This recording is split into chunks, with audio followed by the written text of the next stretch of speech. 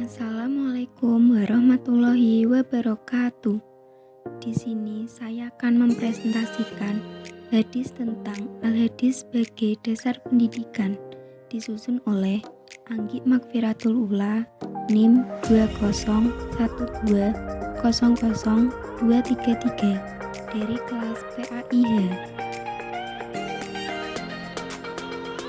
1. Redaksi hadis lengkap beserta terjemahan. Istilah hadis pada dasarnya berasal dari bahasa Arab, yaitu dari kata al-hadis yang artinya adalah perkataan, percakapan, ataupun berbicara. Jika diartikan dari kata dasarnya, maka pengertian hadis adalah setiap tulisan yang berasal dari perkataan ataupun percakapan Rasulullah Muhammad SAW. Dalam terminologi agama Islam sendiri, dijelaskan bahwa hadis merupakan setiap tulisan yang melaporkan ataupun mencatat seluruh perkataan, perbuatan, dan tingkah laku Nabi Muhammad SAW. Terjemahan dari hadis diriwayatkan dari Abi Darda. Ia berkata, Rasulullah SAW bersabda kepadaku, katanya, bertakwalah kepada Allah dimanapun kamu berada, dan ikutilah setiap perbuatan yang jelek itu dengan kebaikan. Niscaya kebaikan itu akan dapat menghapusnya, dan bergaulah dengan manusia dengan akhlak yang mulia. Hadis riwayat Abu Daud. 2. Penjelasan matan hadis. Asbabul wurud. Dalam Al-Sahihain disebutkan bahwa Ibnu Abbas telah meriwayatkan ketika Abu Dzar menyatakan keislamannya di Mekah. Rasulullah SAW bersabda kepadanya, kebenaran bagi kaummu dengan harapan semoga Allah SWT memberi manfaat kepada mereka. Ketika beliau melihat betapa Abu Dzar berkeinginan tinggal bersamanya di Mekah, maka Rasulullah SAW memberitahukan ketika kemungkinannya. Namun beliau berpesan kepada Abu Dzar, bertakwalah kamu kepada Allah dimanapun kamu berada, dan seterusnya. Analisis bahasa. Dari segi keandalan dan ketersambungan sanad tidak ada persoalan sama sekali. Jika dilihat dari sisi matan, tidak terdapat kejanggalan karena memenuhi persyaratan kesahihan dari hadisnya sempurna. Ditinjau dari segi tatanan bahasa berdasarkan dari beberapa ciri, yaitu ciri fonologi, morfologi atau ilmu al-sar, sintaksis, ilmu an-nahwi, dan sematik, ilmu an-dilalah. Sehingga dari ciri sintaksis dalam hadis tersebut sudah tersusun secara rapi dalam sintaksis sesuai dengan tempat dan kaidahnya. Penjelasan kitab syarat. Tema pendidikan ini secara implisit dapat dipahami dari wahyu yang pertama diturunkan kepada Nabi sebagai spirit terhadap tugas kependidikan yang pertama dan utama yang dilakukan Nabi Muhammad SAW dalam Al-Quran Al-Alaq 1-5 yang berbunyi, Iqra bismi rabbikal ladzi khalaq, khalaqal insana min 'alaq, Iqra wa rabbukal akram, alladzi 'allama bil qalam, 'allamal insana ma lam ya'lam. Artinya, bacalah dengan nama Tuhanmu yang menciptakan manusia dari segumpalan darah. Bacalah demi Tuhanmu yang paling pemurah, yang mengajar dengan perantara kalam, yang mengajar manusia apa-apa yang tidak diketahui. Bertolak dari spirit di atas, Nabi Muhammad mulai melaksanakan tugas sebagai pendidik yang dimulai dari lingkungan keluarga dekatnya, kemudian melebar ke wilayah sosial yang lebih luas lagi. Mahmud Yunus dalam bukunya Sejarah Pendidikan Islam menuliskan bahwa pendidikan Islam pada fase ini meliputi 4 hal.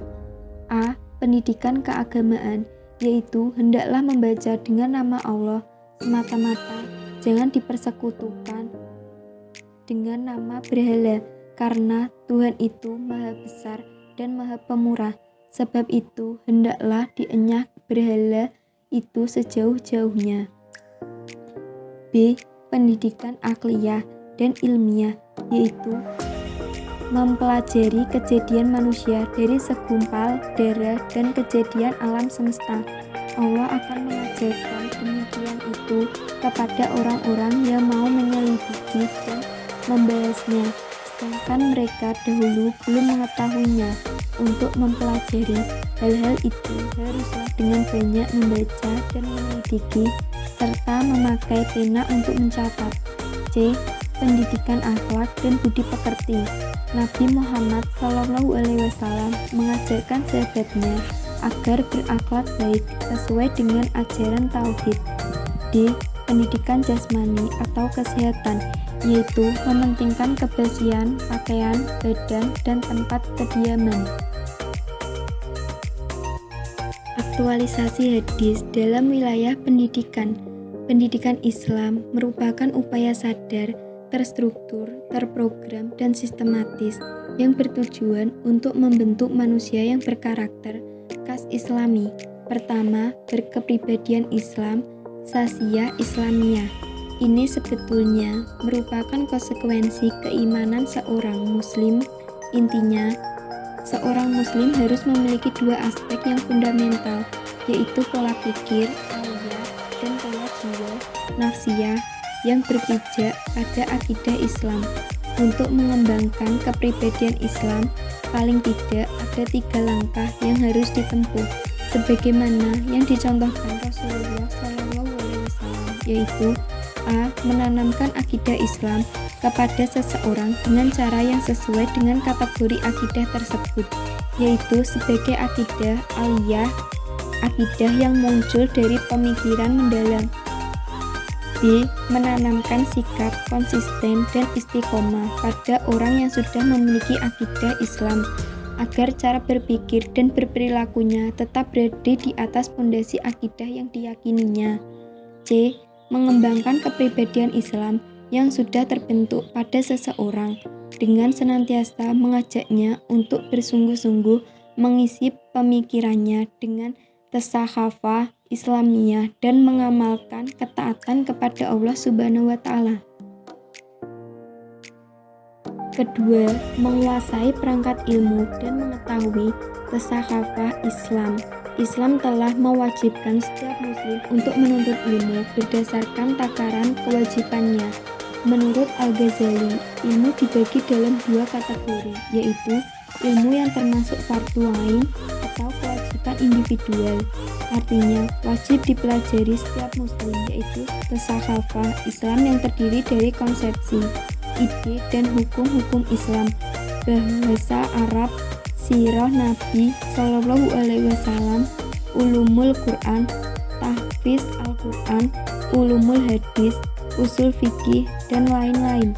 Ilmu yang dikategorikan fardu kifayah atau kewajiban kolektif biasanya ilmu-ilmu yang mencakup sains dan teknologi, serta ilmu terapan keterampilan seperti biologi, fisika, kedokteran, pertanian, teknik, dan lain-lain.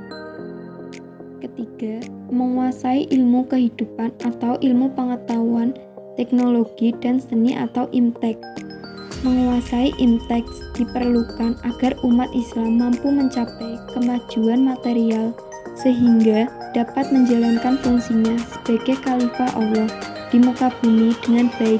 Islam menetapkan penguasa sains sebagai fardu kifayah, yaitu jika ilmu-ilmu tersebut sangat diperlukan umat seperti kedokteran, kimia, fisika, industri penerbangan, biologi, teknik, dan lain-lain.